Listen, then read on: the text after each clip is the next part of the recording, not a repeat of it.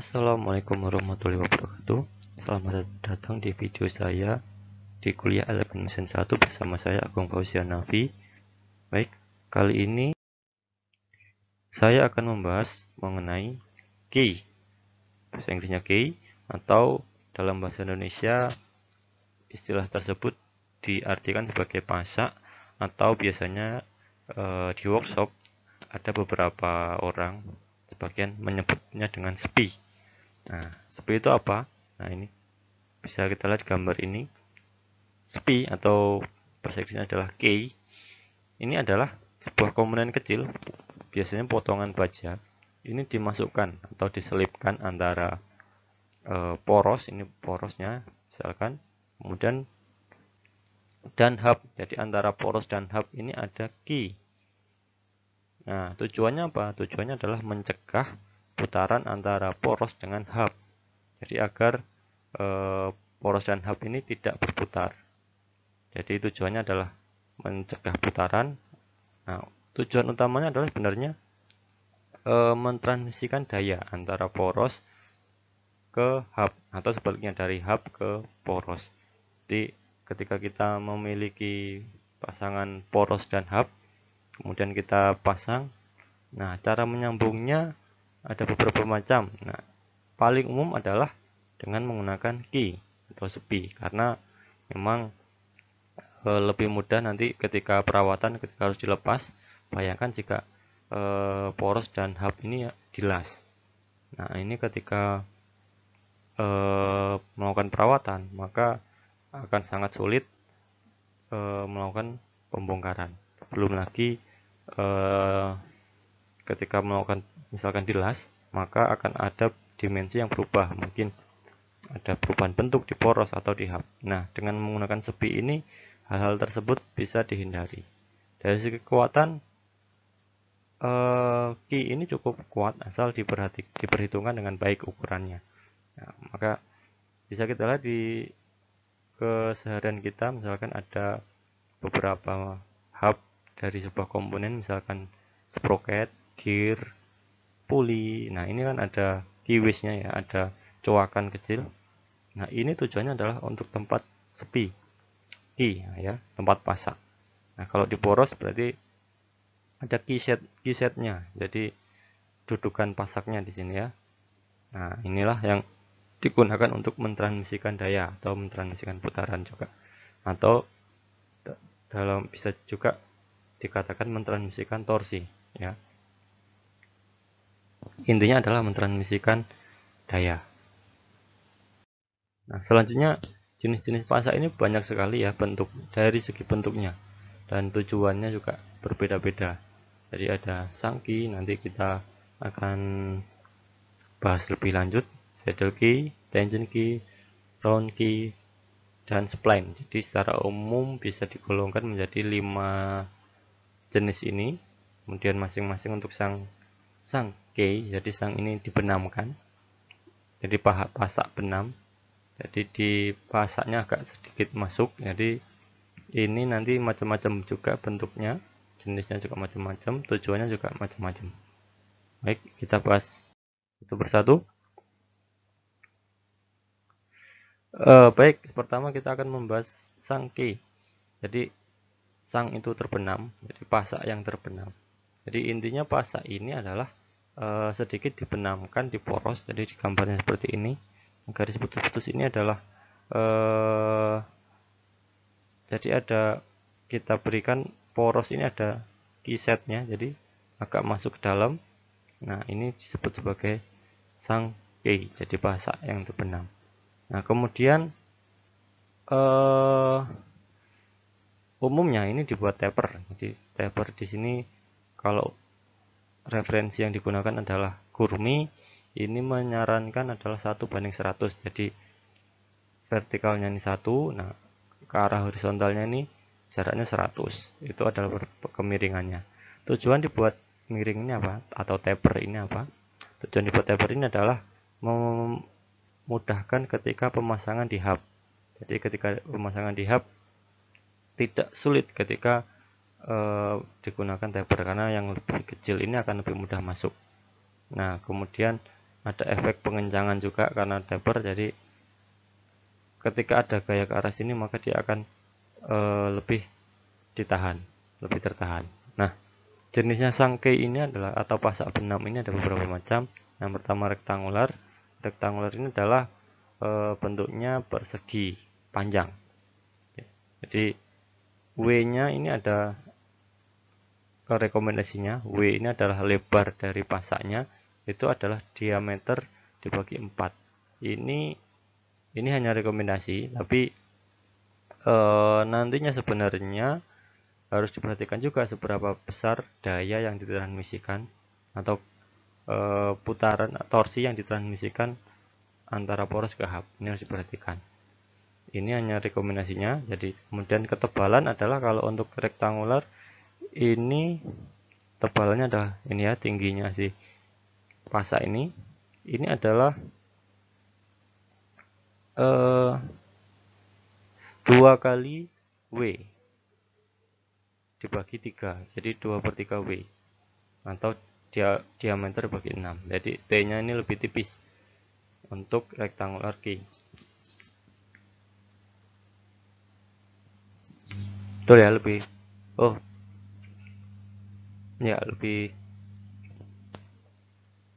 lebih tipis, sedikit lebih tipis daripada lebarnya. Nah, kemudian diameter itu adalah diameter hubnya atau diameter porosnya. Jadi itu yang menjadi acuan.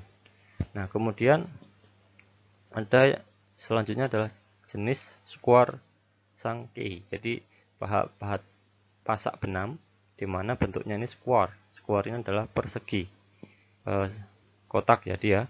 Jadi nilai lebar dan ketebalan ini sama. Nah, itu rekomendasinya adalah diameter dibagi 4. Kemudian tipe selanjutnya adalah paralel sangke. Ini sama seperti bisa rektangular atau square, hanya perbedaannya adalah di taper. Jadi dia tanpa taper, tanpa bagian yang tirus, tanpa bagian yang miring ini.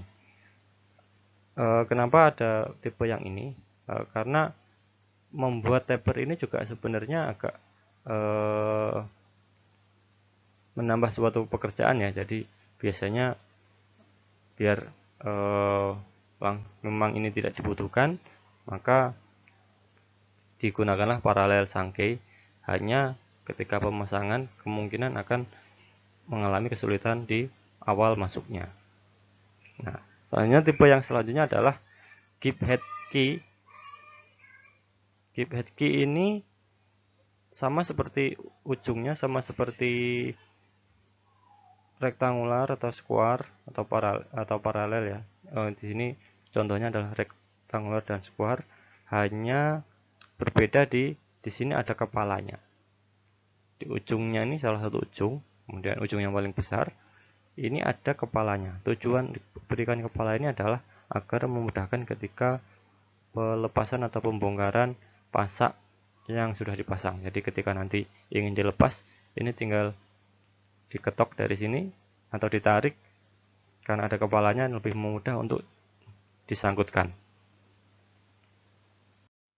Nah, di Kurumi sendiri sudah ada rekomendasi. Jadi untuk proporsionalnya ini setiap diameter ada ukuran lebar dan tebal. Jadi untuk poros berapa kira-kira. Nah, ini ukuran key-nya atau ukuran pasaknya sudah ada. Jadi tinggal bisa diikuti. Ini untuk proporsionalnya. Tapi mungkin untuk detailnya sebenarnya perlu dihitung. Jadi berapakah pasak yang sesuai untuk poros yang kita inginkan dengan daya yang sudah kita ketahui berapa daya yang ditransmisikan. Nah, tipe lain dari sangke ini adalah ada yang namanya feeder key atau pasak feeder ini bulu ya, artinya feeder key ini adalah pasak yang terhubung ke salah satu dari komponen, baik poros atau ke hubnya. Jadi sudah disambungkan, sudah fix. Misalkan ini feeder key-nya ini dibaut ke poros. jadi menjadi satu ke poros. Kemudian kalau feeder key yang nyambung ke hub, contohnya seperti ini, disangkutkan ke hub. Nah, ini dimasukkan dari sisi sini. Nah, kelebihan dari feeder key ini adalah ini biasanya memungkinkan pergerakan arah aksial. Jadi antara hub dan poros ini bisa bergeser. Arah aksial itu arah sini ya, searah dengan sumbunya poros. Nah, kemudian tipe selanjutnya adalah Woodruff key. Nah, ini digunakan untuk beban yang relatif lebih ringan. Kelebihan dari key atau pasak tipe ini adalah lebih mudah dibongkar pasang. Nah, jadi jika ingin komponen tersebut lebih mudah dibongkar pasang, kemudian dayanya juga atau beban yang ditransmisikan relatif ringan, maka bisa dipilih dengan pasak yang tipe ini. Nah, tipe selanjutnya, nah mohon maaf ini harusnya ini A lagi ya, A dan B. Nah, kemudian tipe selanjutnya adalah saddle key. Saddle key ini ada dua jenis, yaitu flat saddle key dan hollow saddle key. Nah, saddle key ini contohnya flat saddle key ini bagian pasak ini menempel pada poros yang dibuat rata. Untuk hubnya sama ya, ada keywise-nya seperti yang lain. Kalau yang ini lebih mudah, penempatannya ada di bagian poros yang dibuat rata. Kemudian kalau untuk hulu, ini porosnya sama sekali tidak ada cowakannya atau tidak ada rata atau slotnya. Jadi benar-benar hanya poros utuh seperti ini. Ini untuk hulu. Untuk hub sama. Kemudian untuk pasaknya sendiri, untuk yang hulu ini bagian dalam ini disesuaikan bentuknya, lingkarannya, jadi agak sedikit melingkar, jadi sesuai dengan radius porosnya untuk bagian dalam. Nah, kedua jenis pasak ini digunakan untuk beban yang relatif ringan. Kemudian hulu, untuk hulu ini lebih ringan lagi daripada flat saddle key. Ini dia hanya menempel mengandalkan gesekan antara pasak dengan porosnya, jadi tidak ada yang menyangkut sama sekali, sehingga ini cocok untuk beban-beban yang lebih ringan lagi. Nah, poros ini juga maksud saya pasak ini juga biasanya hanya digunakan untuk pengencangan sementara. Mungkin kedepannya untuk lebih kuat lagi, nah ini akan dicowak lagi untuk dipasangkan pasak benam bisa juga. Nah, karena ini biasanya digunakan untuk pengencangan yang sementara, jadi tidak tetap. Nah, tipe selanjutnya adalah tipe yang lain adalah tangent key. Tangent key ini salah satu sisi pasak menempel pada penuh pada poros. Jadi lihat, kita perhatikan ini salah satu pasak ini sisinya nempel penuh ke arah poros, jadi ke arah hubnya tidak menempel. Kemudian sisi yang lain ini menempel ke arah hub, jadi lebih nongol banyak ke arah hubnya. Nah, tujuannya adalah meningkatkan torsi yang ditransmisikan. Jadi semakin besar sisi pasak yang menempel pada pasangannya, ini semakin besar juga gayanya. Nah, namun pasak ini hanya efektif untuk satu arah putaran saja. Jadi misalkan yang di sini dia hanya bisa melawan ke arah sini. Ya. Untuk ke arah sebaliknya ini tidak bisa, karena kan kita lihat, nah ini tidak ada yang nyangkut di sini. Hanya nyangkutnya lebih besar di sini. Nah, maka dari itu dibuatlah sepasang, jadi ada dua buah pasak yang berpasangan sehingga memungkinkan menahan putaran ke arah dua arah. Jadi tangent key ini biasanya dipasang dua, ya, berpasangan seperti ini, yang bertujuan untuk memudahkan atau bertujuan untuk menahan dua putaran yang berbeda arah bolak-balik, ditahan oleh dua pasak ini. Nah, ini termasuk pasak yang digunakan untuk transmisi yang dengan beban-beban yang sangat tinggi. Jadi bisa menggunakan tipe ini. Nah, selanjutnya adalah round key. Round ini adalah bulat ya artinya. Jadi pasak ini bentuknya bulat atau silinder. Nah, pasak ini dibuat dengan membuat lubang yang sebagian ada di poros dan sebagian ada di hub. Nah, contohnya di sini. Jadi ada sebagian lubangnya kena poros dan setengahnya lagi kena hub. Nah, pasak jenis ini cukup mudah pembuatannya karena misalkan kita tinggal memasangkan poros ke hub, kemudian kita bor pertemuan antara poros dan hub tersebut. Nah, ini cukup mudah pembuatannya. Beda dengan yang lain, harus pembuatannya mungkin dengan freeze, dengan scrub, terutama untuk hubnya kan lebih susah. Nah, tipe ini hanya dengan menggunakan bor, jadi alatnya juga lebih mudah. Nah, ini juga lebih mudah juga, kita tinggal bor antara hub dan poros dan shaftnya. Hanya kalau tipe ini mungkin hubnya harus lebih panjang ya, karena bornya kan namanya hub, biasanya ada komponen lain yang misalkan gear atau apa, ini agak lebih besar, maka hubnya harus lebih panjang agar memungkinkan untuk dibor yang seperti ini. Nah, namun pasak jenis ini hanya cocok untuk daya yang rendah atau beban yang relatif lebih rendah. Ini round key ya. Kelebihannya adalah hanya mudah di pembuatannya saja. Nah, terakhir adalah tipe spline. Nah, spline ini adalah pasak yang terintegrasi dengan porosnya. Nah, umumnya terdapat banyak spline. Jadi ini satu spline. Nah, menggunakan spline ini biasanya banyak. Biasanya 4 dan 5 dan seterusnya. Jadi hampir sama seperti gear bentuknya.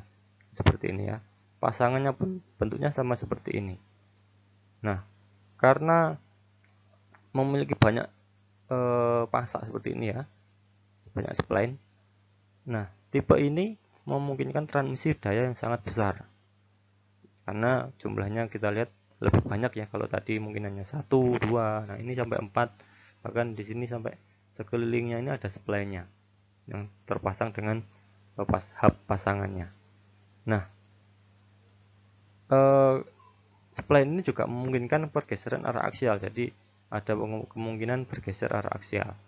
Nah, ini kita banyak temukan di komponen-komponen otomotif ya. Untuk transmisi daya biasanya menggunakan spline.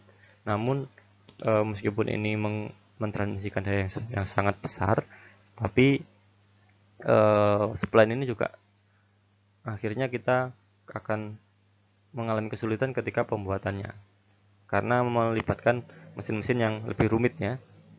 Kita harus scrub, kita harus melakukan pembagian karena harus mengelilingkan spline itu. Apalagi untuk hubnya juga sama ya, harus scrub yang di bagian dalam. Nah, ini dari segi transmisi dia sangat besar, tapi pembuatannya perlu dipikirkan lagi, perlu mesin-mesin yang lebih rumit. Nah, baik, itu adalah sedikit penjelasan saya mengenai jenis-jenis pasak. Selanjutnya silahkan mahasiswa mengerjakan kuis yang sudah disediakan di e-learning. Mungkin untuk minggu depan bagaimana kita merencanakan pasak nanti akan kita bahas di video selanjutnya. Nah, sekian dari saya. Mohon maaf apabila ada salah kata. Assalamualaikum warahmatullahi wabarakatuh.